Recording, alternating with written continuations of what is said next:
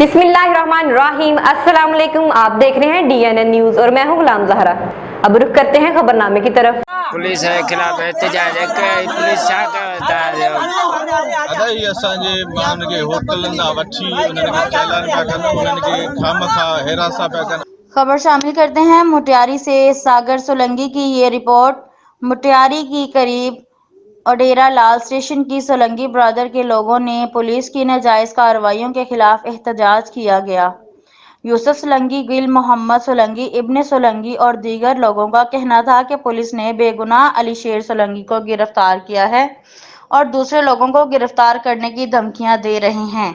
इन्होंने SSP मुटियारी, DIG Hyderabad, IG Sindh और आला इख्तियारियों से मुतालबा करते हुए कहा कि हमें इंसाफ ना मिला तो एहतजाज का दायरा वसी किया जाएगा। कैमरामैन रिजवान अली सोहू के साथ सागर सोलंकी, DNN न्यूज़ मुटियारी।